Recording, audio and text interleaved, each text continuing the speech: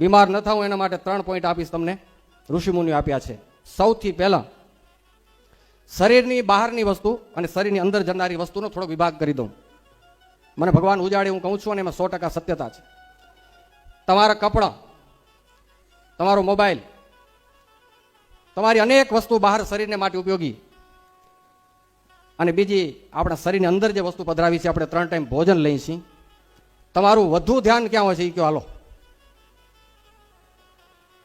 Mobile તો કે standard જોઈ, ઘડિયાળ તો કે બ્રાન્ડ, કપડાં બ્રાન્ડ, બધું માંડ, ગાડી તો કે બ્રાન્ડ, ઘરમાં એસી તો કે ફર્સ્ટ ક્લાસ, સોફા, બધું A to Z up to date. માણસો લાખો ખર્ચા કરે એમાં, પણ ખાવાનું હોય ને શાક લેવા જાય ને બાયું તારે સસ્તું કયું એ દેતા.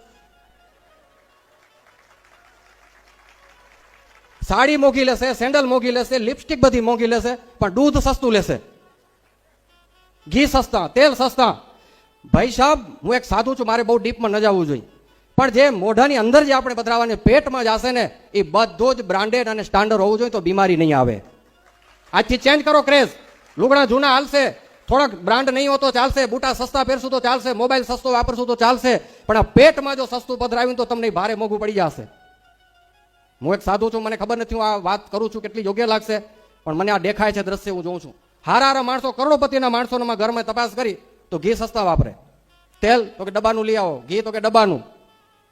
મને તમારી સંપત્તિથી કોઈ બીજો મતલબ નથી, પણ મારી એક પ્રાર્થના છે, તમે કરોડોપતિના દીકરાઓ છો, તમારી પાસે ખાધા પીધાની ખોટ નથી, તો બાહ્ય પ્રસાધનો બધા સારા જ રાખજો, નો ડાઉટ તમારી પાસે છે, પણ અંદર જે પધરાવાનું છે પાણી, દૂધ, ઘી, મરી, મસાલા, એટલું ચોખ્ખું વાપરજો તો રોગની કોઈ તાકાત નથી કે અંદર પ્રવેશ કરી શકે. લોક મારી દેવો હોય તો પેલું ખાવાનું શુદ્ધ, બધું ઓર્ગેનિક કરો. અને હવે જ્યારે ઉત્સવ કરો ત્યારે મારી એક પ્રાર્થના, મંડપ સસ્તો હશે તો હાલશે, 2 બત્તી ઓછી બળતી હશે તો હાલશે, સોફા જરાક જૂના હશે તો હાલશે, પણ ખાવાનું એવું બ્રાન્ડેડ બનાવજો કે કોઈ માણ બીમાર ન થવો જોઈએ. આ નવી શરૂઆત કરો. આ ઉત્સવમાં ઘી, તેલ, દૂધ વપરાય, શાકભાજી વપરાય, એવા ચોખ્ખા ઓર્ગેનિક, ભલે ડબલ ખર્ચો થાય એમાં, પણ આમાં ધ્યાન દેવો. હવે આ મારી તમને પ્રાર્થના છે, વાત હવરી કે હું નથી જાણતો.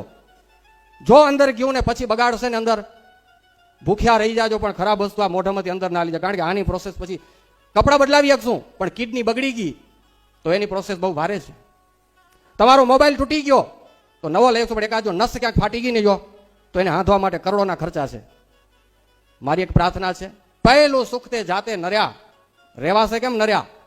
બીજું કહી દઉં, હવે બધેમાં બહુ ડીપ જાય તો મારો ટાઈમ નહીં સંચવાય, એટલે ટૂંકમાં મારો બહુ જાજુ કહેવાનો વિષય નથી. જાતે નર્યા રહેવા માટે એક તો ફૂડ ચોખ્ખા લેજો. બીજો પોઈન્ટ, આપણા જૂના ડોહાઓ બધાએ એને ખાવાનું ઓછું હતું ને એક્સરસાઇઝ જાજી હતી.